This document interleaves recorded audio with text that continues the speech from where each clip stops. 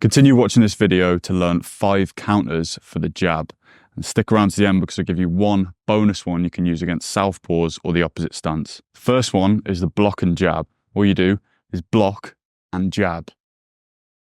When I block, all I'm doing is catching his punch, which means I'm just turning my hand and moving it slightly forward, putting a little bit of pressure behind it to stop it in its tracks. As soon as I catch it, I fire mine back, but I want to do it as quickly as possible.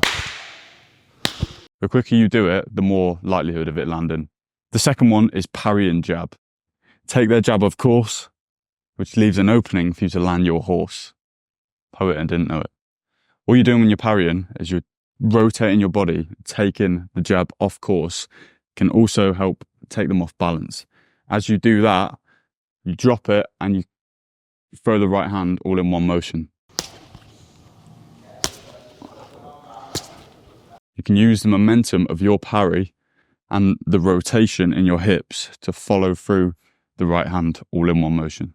The third way to counter the jab is to slip outside and throw a right hand when the opening is created from him throwing the jab. You do this by using the rotation of your body. So you see I've rotated from this position here to this position here, which sets up the rotation for the cross. So from here, I can now rotate back across this way to land the cross. Remember all the technique pointers of the cross when you're throwing it.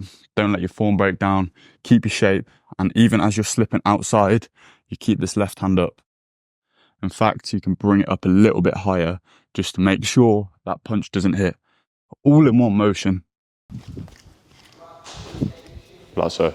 The fourth way to counter the jab is using something called an interception counter.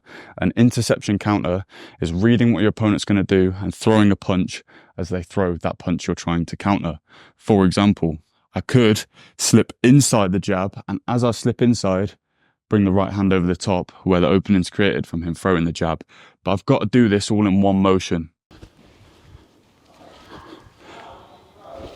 I'm also shifting my weight slightly onto the front foot so I can get my head fully off the center line while still being able to have a bit of power in that punch. And as I bring my head down, I use this weight transfer to bring the punch down. Now you can either throw a straight cross over it. Oh, sorry. Right. Or you can bring it down as a bit more of an overhand right. The fifth way to counter the jab is a little bit controversial because you're technically never meant to slip inside a punch and put your head in the danger area of their power hand. But if you mix it up enough in different ways of defending, then doing this on the odd occasion leaves a perfect opening to counter. So I can slip inside here and then I can come straight up with like a sort of screw shot punch coming up through the middle of the guard. Again, you're using that rotation of your body. You're rotating to get inside the jab. And then I'm using the rotation or this position here to throw that punch. Now it can come as like an uppercut, it can come as a screw shot, or it can come as a jab. But either way, you're getting inside, creating that. You can also combine the fourth and the fifth way of countering the jab into one. So what I could do is I could throw that as I come in here, and as I'm already inside, I can come up the middle. Like that. Finally, the bonus way of countering the jab for someone of the opposite stance, for me that would be southpaw, as I'm an orthodox fighter, is by triggering and getting them to throw a jab. You do this by feinting, or you usually, when you're fighting someone of the opposite stance, you'll be touching the lead hand, you'll both be doing this. And what you want to do is you want to try and feint a jab so they block it and try come over with so you'll catch, put that down, and he'll try to throw a jab. But you want to be one step ahead of this. So you let him do that, and as he goes to do it, you're already on the outside, and you come outside of their jab, and there'll be a gap that's left down the middle. You need to make sure that your foot is more on the outside than his, and your back foot's close enough in range to be able to do this.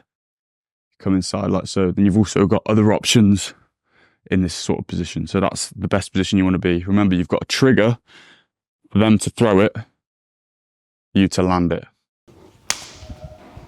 Like that. You're so good at boxing. Where can I learn more? In my free school community that's linked below this video. What school? School is like a platform where I can teach you more in depth and catered towards the people who are in there on how to get better at boxing. So if you don't join, you're just a bit of an idiot.